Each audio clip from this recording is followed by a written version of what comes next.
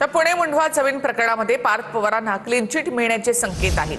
अहवालामध्ये पार्थ पवारांना सोडून 2 अधिकाऱ्यांवर कारवाईची शिफारस करण्यात आली आहे। व्यवहारावर सही नसल्यामुळे पार्थ पवारांचा संबंध नाही अशी माहिती सूत्रांकडून मिळते। पुणे मुंढवा जमीन प्रकरणामध्ये पार्थ पवारांना क्लीन चिट मिळण्याचे संकेत आहेत। मुंढवा जमीन प्रकरणी खारगे समितीच्या अहवालामध्ये 2 अधिकाऱ्यांना जबाबदार धरण्यात आलंय। या 2 अधिकाऱ्यांवर कारवाईची शिफारस करण्यात आली आहे, मात्र पार्थ पवारांवर कारवाईची शिफारस करण्यात आलेली नाही।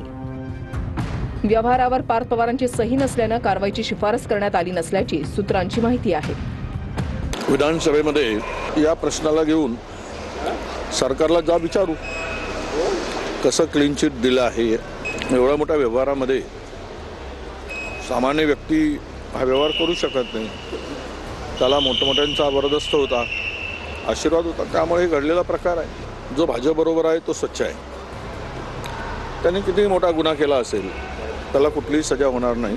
समितीच्या अहवालाच्या अनुषंगाने जे काही अहवाल आलेला असेल समिती त्या अनुषंगाने कारवाई करण्यात येईल। अनेक वेळेस काय होतं कंपनीमध्ये की काही संचालकांना माहिती नसताना देखील काही संचालक त्या ठिकाणी व्यवहार करतात, त्याच्यामुळे कदाचित याच्यामध्ये त्यांचा संबंध नसा अहवाल त्या ठिकाणी देण्यात आला असावा। आतापर्यंत अधिकृत रिपोर्ट आलेला नाही आणि त्याचा मी मेसेज आता मुख्यमंत्र्यांना सुद्धा केला आणि रिपोर्ट मध्ये पार्थला क्लीन चिट मिळूच शकत नाही। पार्थला कोणाचेही काका क्लीन चिट देऊ शकत नाहीत। ही बातमी सरळ सरळ पेरली गेलेली आहे। त्याच्यात देवेंद्र फडणवीस पेरतायत का, तटकरे पेरतायत का, हे त्यांनी ठरवावं। आत्ताच्या घटनेला मी एवढं सांगू शकते की खारगे समिती असा रिपोर्ट देऊ शकत नाही। ज्या दिवशी कमिटीने नेमली त्या दिवशी मी म्हटलं होतं की ही कमिटी काही करणार नाही, ही क्लीन चिट देण्यासाठी नेमलेली समिती आहे। सर्वांना म्हणजे राजकीय दृष्ट्या जे ज्यांना निर्दोष ठरवायचं आहे